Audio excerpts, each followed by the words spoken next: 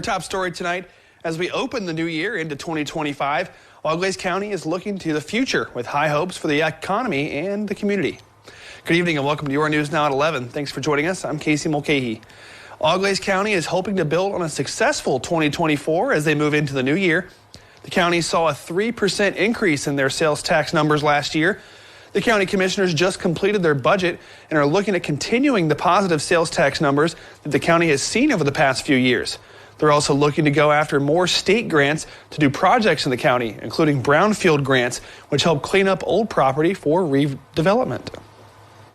We're expecting the state to open another brownfield round for 2025 sometime in January, so this month still, and we're ready and positioned to apply again. So we're hoping we'll be successful with our third round of brownfield in 2025 and continue to just revitalize those areas that we can using grant funding.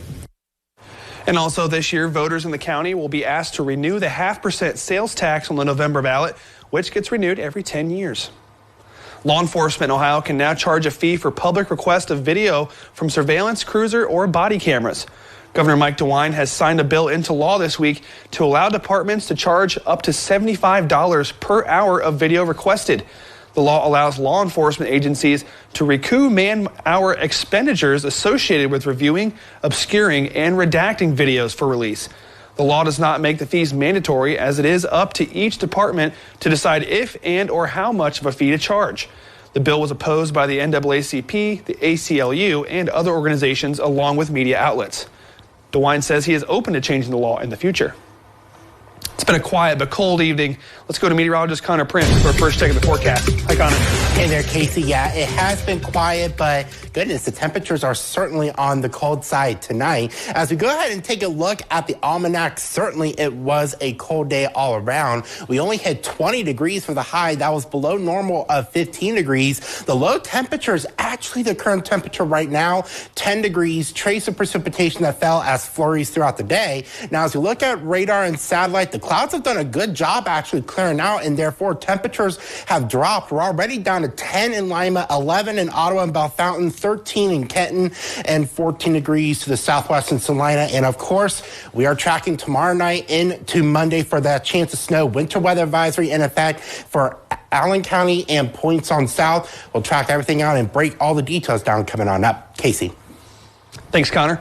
With some snow on the ground, people were out enjoying the winter weather today.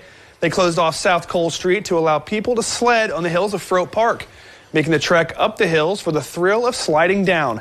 And with many different sized hills, the park is a great place for anyone to sled. I took them out last year. I live up in Bluffton, and they have some kiddie hills up there, good for 4- and 5-year-olds and stuff like that. But this is the first time we came to Lima to do some sledding. They've come down here regularly to the park and stuff like that during the summer, but they got some great sledding hills and stuff like that. So I enjoy it.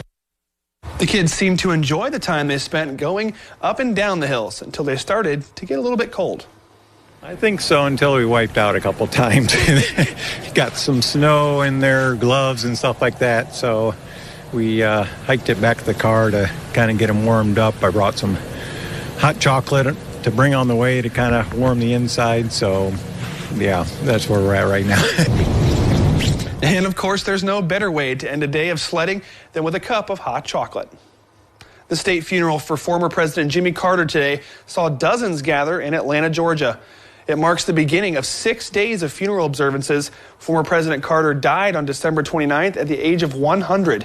In addition to the service, the people of Plains, Georgia, Carter's hometown, gathered along the motorcade route to say their final goodbyes to the president who lived among the people. After a pause at Carter's boyhood home and archery and other small towns in the South Georgia region, the president's motorcade headed to Atlanta for a private service at the Carter Center. Invited guests for the service included family members of the former president, as well as Carter Center staff of the Jimmy Carter Presidential Library, and local officials such as Georgia Governor Brian Kemp and Atlanta Mayor Andre Dickens. The national funeral service for former President Carter will be held in the National Cathedral in Washington, D.C. on January 9th. We'll take a quick break, but coming up next, The horrifying truck ramming attack on Bourbon Street in New Orleans, as well as the Tesla Cybertruck explosion, have sent shockwaves across the country and now have city and state leaders reassessing safety measures and crowd control. We'll tell you how cities are making changes when we come back.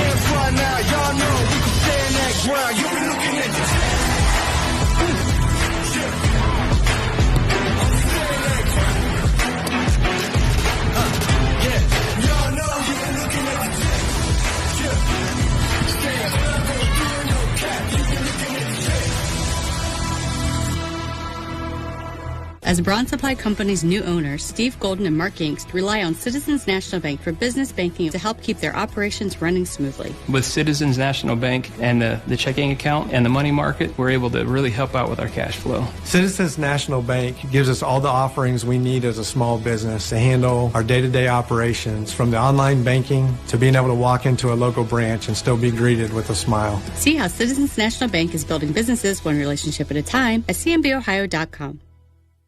Winter is a beautiful but unpredictable season. If you find yourself stranded on the side of the road this winter, remember these crucial tips. First, stay calm, turn on your hazard lights, and call for help. Stay in your vehicle. It's your safest refuge. In bitterly cold temperatures, leaving your car can lead to serious risk. Your vehicle provides shelter from the elements and is easier to spot for rescuers. Bundle up, stay warm, and conserve energy. Run the engine sparingly and crack a window for ventilation. Stay informed, stay patient, and help will arrive. For the latest delays and closings, you can count on your hometown stations.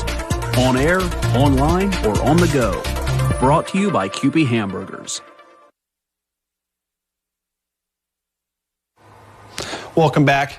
The investigation into the terrorist attack in New Orleans continuing and prompting people in other cities, such as Nashville, to redo the crowds. A 15,000-pound truck can be stopped by the safety barriers that line Lower Broadway. Keeping Nashvillians safe will always be one of our top priorities. Mayor Freddie O'Connell says the city is looking at adding even more barriers to stop cars along the busy road after the terror attack in New Orleans. There's a lot of simple things that add up to a bigger picture of safety. While there were no threats to Nashville's Big Bash, Metro Police were monitoring the deadly attack on a German Christmas market, where a car drove through a crowd and hurt more than 60 people. We're constantly looking not just at local, but national incidents to see how we can best protect our footprints. Inspector Preston Brandamore says the Entertainment District unit creates a plan for every event downtown, with 30 officers dedicated to protecting people. Each one's specific, and instead of just throwing a cookie-cutter approach, we try to really dial in our planning process. Well, they say it's unlikely Broadway would ever be permanently closed to cars. They are looking at possibly blocking off crossroads to expand the protected area during busy times. The balance between ensuring that people can celebrate and then making sure that everything about the area where people are choosing to celebrate and congregate in large numbers is as safe as it can be. Authorities are learning more about the decorated Army veteran who died in a Cybertruck explosion outside the Trump Hotel in Las Vegas on New Year's Day. Authorities released this video footage showing explosions outside the front door of the Trump Hotel when they say an IED was detonated in the truck's bed. 37-year-old Matthew Livelsberger from Colorado Springs was identified as the driver who died in the blast. Police say he suffered from post-traumatic stress disorder and appeared to acknowledge he blew up the truck to make a point. Police say they were able to access one of the two phones found in the vehicle and viewed writing in an app that reads like a journal. In it, police say he didn't have a grudge against Trump, more with the state of the country, warning about a weak leadership and how the United States is heading towards a collapse. He also wrote this was not a terrorist attack, it was a wake-up call. And, quote, what better way to get my point across than a stunt with fireworks and explosives? He also added, quote, I need to cleanse my mind of the brothers I've lost and relieve myself of the burden of the lives I've took. Connor, we're tracking a pretty large storm system right now going into tomorrow. Yeah, so it's starting to take shape over the Great Plains and still a very challenging forecast. I'll break down everything I know next. Now for a look at some upcoming events of community interest. A mental health town hall meeting will be held January 12th at Providence Missionary Baptist Church. Hours are 4 to 6 p.m. An Alzheimer's caregiver support group will meet at the Bradfield Community Center January 14th. You can call the helpline for more information or to register. A free concert featuring the group Head for the Hills is planned for January 17th at the Generic Community Building. Reserve your free tickets online. Winter coats are being collected for those in need. You can drop off your donations at Providence Missionary Baptist Church on Tuesdays and Thursdays from 3 to 6. The Invincible Fire Company presents the annual Fireman's Dance January 18th at the Spencerville VFW. Tickets are $15 at the door. And a free event in Auglaize County aims to connect individuals and families with valuable services and organizations. A resource fair is planned for January 24th. This message brought to you by Synovus Lima Refinery. Hi, I'm Jeff Gunner, and I'm inviting you on a holiday vacations tour. Join me August 7th to the 16th in Glacier, Yellowstone, and the Grand Tetons National Parks. Enjoy the ultimate Northern Rockies touring experience with highlights such as the Lewis and Clark Trail, spectacular wildlife, and a covered wagon cookout. Visit holidayvacations.com, keyword WLIO, to request a brochure, to watch a travel show, and to book this tour.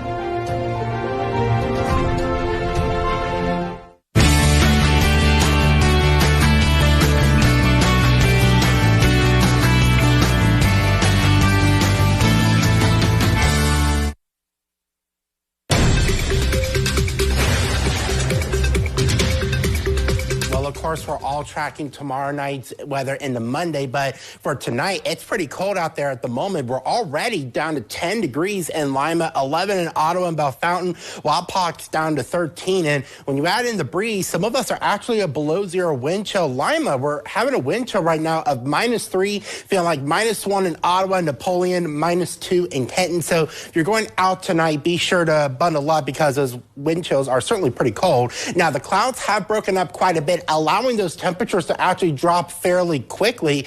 But of course, we are all watching this storm system that is now entering southwest Oklahoma. Plenty of wintry precipitation starting to break out across the Central Plains. And we still, of course, have a winter weather advisory out for Van Wert, Allen, Hardin counties, and point southward. That's for tomorrow evening through the first half of our Monday. But just off to our south are a whole slew of winter storm warnings where significantly heavier precipitation is expected to fall there, but it's a really close call here. So let's track everything out and break down what I currently expect at the moment. So for the overnight tonight, those skies will continue to break up some, but as we go through our Sunday, notice the clouds are starting to increase throughout the day, and I do expect all of the daylight hours of our Sunday to be dry locally. Now, once we get past 8 or 9 o'clock tomorrow evening, we're going to notice that snow is going to attempt to come up from the south. It may take some time. This might even be a little bit earlier than this might be showing it a little bit earlier than I think what may happen. But I really think most of the area by 10, 11 o'clock, midnight or so on Monday morning, we'll see that light snow overspread much of the area with the steadiest of snow south of Lima. That'll continue through the wee hours of our morning on Monday. And then once we get past sunrise on Monday, we'll notice that snow begin to taper in intensity. And I really anticipate nothing more than just flurries once we get to lunchtime for Monday and beyond. So I've looked over a lot of model data this evening, and overall, I'm still pretty comfortable with my forecast for snowfall. While I'm still expecting the heaviest of snow to remain to our south, we're still on that northern gradient here. So less than an inch close to U.S. Route 24 across Paulding, Defiance, and Napoleon. Around an inch or two for Van Wert, Lima, Ottawa, Findlay. Perhaps 2 to 3 inches for Mercer, Auglaize, Hardin counties. And then still 3 to 5 inches for southern Shelby and Logan County. So as we track out the precipitation chances, notice how during the day on Sunday, they're all going to be quite low. But notice as we we get past 10 o'clock tomorrow night, we're going to see that snow chance really start to increase. And it's during the early morning hours on Monday that I expect the best chance of snow locally. So again, very difficult forecast, and I'll continue to track things overnight tonight. For tonight, I did lower our low temperature to right around 9 degrees or so quite cold with clouds breaking up. And as we go ahead and take a look at your forecast for our Sunday, those clouds will thicken and any snow will likely be past 7 o'clock. So the daylight hours of our Sunday will be dry but cold, high about 25 in Lima. Looking at the 7-day forecast, morning snow possible on Monday with a high of 26. Cold for the entire forecast, few flurries Wednesday and Thursday. Another slight chance of snow for Friday and next Saturday, but we'll talk about that once we get a little bit closer. Casey. Thanks, Connor. Up next in sports, we have highlights from the hardwood as two major showdowns tonight, one occurring in Delphus between the Shawnee Indians and the Delphus St. John's Blue Jays. We've got highlights next. Your News Now Sports is coming up. I'm Jerry Hunt. I'm the program manager here at Bittersweet at Betty's Farm. This project was a vision to get a nice building here for our participants. I just can't say enough about K&M. They asked me a lot of questions about my vision and what I expected out of the project, and the plans were exactly what I had visioned. It was perfect. They were always timely. They met every deadline. I would recommend K&M to anybody. What differentiates Institute for Orthopedic Surgery from other surgical centers or surgical hospitals is that we provide comprehensive orthopedic care. We focus on the patient's experience during their services. The majority of our physicians have roots to this community. They felt the desire to come back and practice in the community that helped raise them. The amount of loyalty they're showing to their community can be demonstrated if we can provide them an excellent venue for them to perform their craft.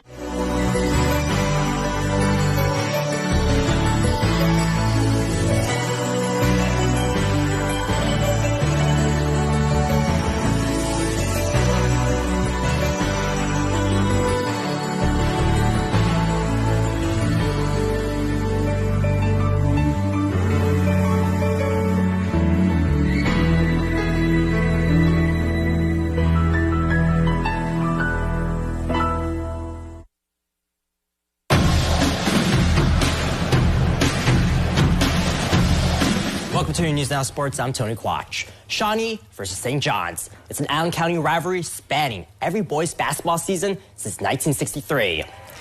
And out of all 63 meetings, tonight will stand amongst the most historic. It's a sold-out crowd at the Vatican as the Blue Jays are 9-0, the Indians are 9-1. DSJ leads the all-time series 35-30, but the Tribe has won 7 of the last 10. It's a statement first quarter for Shawnee as Tate Bender drops in the triple. The road team starts with a 15-0 lead. St. John's trails 22-7 to start the second, but how about the sophomore, Andrew Elwer? 3 straight triples for him, plus 1 for the foul to make it 10 points in a row. But prepare for liftoff. Demula Ojo comes away with the ball, and he rocks the rim with a one-handed jam. Shawnee leads 33-28 at the break. Blue Jays are looking for their first lead of the game. Late in the third, Drew Box delivers a 3-ball. It's 39-38 St. John's. Now, it's a back-and-forth affair in the fourth. With a minute, 22 seconds left to play, Beckett Berkey ties it up at 52. And after the timeout, his brother, Trevick Berkey, gives Shawnee the 2-point edge. With 30 seconds on the clock, DSJ wants the last shot. They need a 3. Cam Elwer is guarded on the perimeter, but he doesn't care. St. John's is back on top with 7 seconds left. The Indians are down 3 after a foul. The Tribe needs a miracle, and it won't go. The Blue Jays stay perfect with a 57-54 win. All right, let's head over to LCC. The 5-4 T-Birds look to get back in the win column. With Defiance, it's a perfect 8-0. Their best start since winning state 10 years ago. The Bulldogs make some noise early on. Jordan Wright makes the move, drives through the lane, and drops in for 2. He's got the first 8 points for Defiance. But LCC strikes back. Azad Burden is trying to find an opening. He dumps it off to Jordan Pretty. Agent Zero gets the hoop and the harm. LCC trails 10-9. The Dogs bite right back. Josiah Schlatter finds Wright, and Defiance is up by 7. The T-Birds look to close the gap in the second. Jackson White finds Burden wide open on the perimeter. That's 3 more for number 3. And later on, it's Pretty in control once again. And he scores once more through the contact. LCC comes back to hand Defiance their first loss, 68-61. To the girls, 2 teams undefeated in PCL play square off in Otterville. as the 10-1 Lady Green hosted the 11-0 Columbus Grove Lady Dogs. And that is OG versus Miller City, guys. So let's catch you up to speed a little bit. That's Olivia Groothouse with the score. And let's head to the second. Lady Titans are up by double digits. But here is a block by Carson Erfer. And here's a 3-ball from Carly Brinkman. Let's see that, guys. All right, here's more from the Wildcats. Elizabeth Erfer gets the indirect pass. Correction, that's Haley Warnemont. She gets the score right here. Wait for it. All right, now, let's see. That is Elizabeth Erfer, and she gets the indirect pass, and she sends this one home. But the afternoon belonged to the Titans. Kaylin Kimmett puts this one away, and OG stays unbeaten with a final score of 62-40. All right, we have NFL action coming your way with the Bengals and the Browns, and highlights from the Lima Senior Wrestling Invitational. Stay tuned after the break. I'm attorney Doug Mann, the Tiger. At my firm, we've been fighting for the rights of injured people for over 30 years. After an accident, we make sure the insurance companies give you the compensation you deserve. From car, truck, and motorcycle accidents to medical malpractice, defective drugs, and workplace injuries, we'll fight to get you maximum cash in minimum time. Call the Tiger today. Get the Tiger on your side. Call 222-2222. Winter is a beautiful but unpredictable season.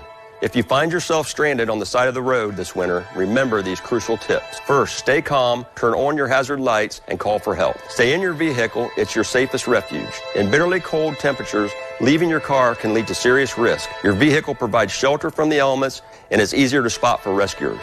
Bundle up, stay warm, and conserve energy. Run the engine sparingly and crack a window for ventilation. Stay informed, stay patient, and help will arrive. Shop Gilbert Furniture now during our January clearance event. Whether you're shopping for one piece or for your entire home, now's the time to get the look and low prices you really want.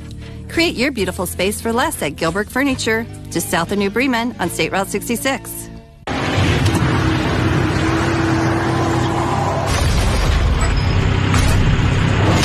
Our crews are dedicated to clearing the road and ensuring your safety. Help keep us safe by giving us room to work. Together, we can make our roadways safer. All right, welcome back, and here's the Columbus Grove and Ottoville highlights. As we promised, two teams undefeated in PCL play square off in Ottoville. The Lady Green have a 10-1 record. Columbus Grove, they have an 11-0 record. All right, in the second half, Carly Turbin will show off her range from beyond the arc. The senior cans a triple try, 13 points for the Finley commit. Her featured teammate has something to say about that. Lauren Achmoody splits with the opposition for the hoop and the harm. A game-high 26 for the Grove senior. Down the court, it's Brooklyn Kester. She makes a move to the rim, and she buries the two. Ottoville sophomore had a team high, 15 for the Lady Green. Less than 2 to go in the fourth. Achmoody pushes it up court to Aubrey Schrader. The junior ties the game up at 46, but that does not faze Ottoville. Here's Kate Turnwall with a big-time three-pointer. The freshman hits nothing but net, and Ottoville leads by 3. In the final moments of the game, Carly Turbin comes up with a block right here. Ottoville hands Columbus Grove their first loss of the season. They win 51-48. All right. Let's switch gears to the NFL. The Bengals close out the season on the road against the Pittsburgh Steelers. A lot has to happen for the Bengals to make the playoffs, but it starts with a win against the Steelers. The Bengals look to avenge last month's 44-38 loss to the Steelers. Starting off in the first, Joe Burrow links up with Chase Brown. That's a touchdown for Cincy. The Bengals are on the board first. They lead 7-0. Late in the quarter, here's Cade York going for a 48-yard field goal. He sends it through the post. The Bengals extend their lead. It's now 10-0. And before the half, he sinks another one from 27 yards out, and the Bengals hang on to win 19-17. Now the Bengals' playoff hopes hang in the balance with 425 games tomorrow. The Broncos need to lose to the Chiefs, who are playing their backups, and the Dolphins need to lose to the Jets. Miami beat New York 4 weeks ago in overtime. Even with a win, Cincinnati's playoff chances are just 18%. All right, we make our way over to Baltimore. The Browns are on the road to take on the Ravens. If the Ravens win, they are crowned AFC North champions. We pick it up in the fourth. The Browns trail 21-3. They haven't found the end zone yet in this game, but Bailey Zappi connects with Jordan Akins. Cleveland now trails by 11. Late in the fourth quarter, Lamar Jackson hands it out to Derrick Henry, and off he goes. Henry heads down the sidelines. That's a 43-yard rushing touchdown, and Ravens go on to win 35-10. All right, who's up for some wrestling highlights? We head over to Lima Senior for the Spartan Wrestling Invitational. We have 14 of our local teams competing for the gold. In the 106, St. Mary's, Kay McCullen picks up 3 points for the near fall, en route to a first place finish for the Rough Riders. In the 113, it's Allen East's Colt Larison grabbing 2 for the reversal. Larison will go on to collect the gold for the Mustangs. Moving up to 120, Jordan Henderson of Indian Lake gets the near fall, which turns into a pinfall dub in 3 minutes, 27 seconds. He grabs first place on the podium. Let's head to the 126. Bass Carter Deppy places in first place after the pinfall victory in just 68 seconds. All right, now we have the defending state champion, Tate Heisey of St. Mary's. He will get 3 points, viva near fall in the 148 weight class as he finishes in first place. To the 175s, Louis Bennons, Colin Bates gets 4 points, viva near fall. The Eagle claims a goal in this one. Now we wrap up our coverage. We head to the heavyweights as Indian Lakes' Christopher Timms outlasted his opponent for the 5-2 victory for the first place finish. For the rest of the winners, head to bombspage.com. And here are the team standings. Let's check out the top 3. Indian Lake takes home the championship with 245 points. St. Mary's is a runner-up at 224. Allen East finishes in third at 207. That's all the time we have for sports. We'll be back after the break.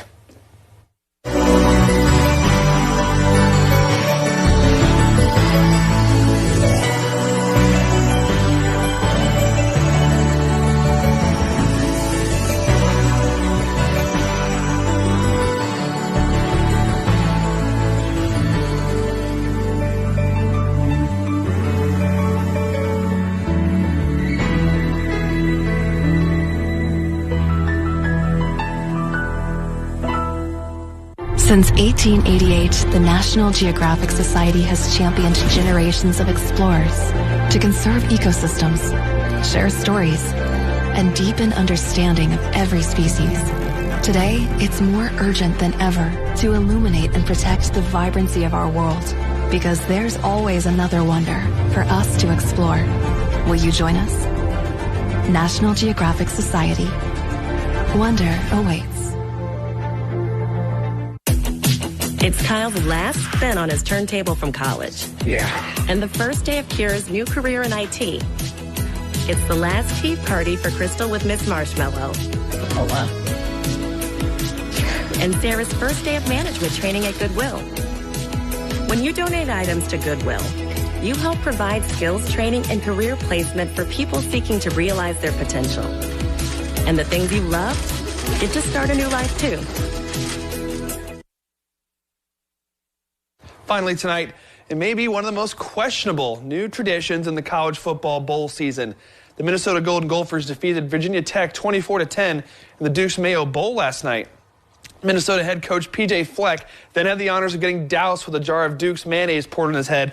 As you can see, some of the fans and players' reactions is shared by some who are not really fans of the celebration. It just kind of has a gross look to it with mayo. I'm not really a fan of it. I'm not really a mayonnaise fan. I like Miracle Whip over mayonnaise personally. I don't think I'm going to be partaking in this That celebration. looks very, I mean, you can see the players' reaction. They were very grossed out by it. I don't know. I mean, this one isn't for me, I don't think. And think about it. Sit this one out. Will Levis, who is the quarterback for the Tennessee Titans, puts mayo in his coffee. Mayo with coffee. In his coffee. He has like he's known for it. He has like a whole Duke's mayo contract. He's a huge mayo. I don't get it. I don't get it. I mean, I put my fries in my Frosties, but that's probably the weirdest. Well, that makes sense. Okay. No. Okay. Well, before we go, we're going to get one last look at weather, Connor. Yeah, so it's going to be cold tonight. So I've lowered low temperatures to right around 9 degrees or so. The clouds are going to be breaking up. Tomorrow for our Sunday, clouds will be thickening. Still going to be cold. High temperature, generally in the middle 20s. Any snow will be developing after 7 o'clock. Looking at the 7-day forecast, I still expect snow for tomorrow night into Monday. I'm leaning towards more of a light snow event rather than the heaviest stuff. The heavy stuff should remain just to our south, Casey. You know what's funny? It didn't happen on Christmas. It always happens like this. Thanks for spending your Saturday with us. SNL is next. Have a great night, everybody. Good night. Good night. Sponsored in part by the Civic Center Foundation, bringing exceptional entertainment to our community. For more news now, visit us online anytime at hometownstations.com.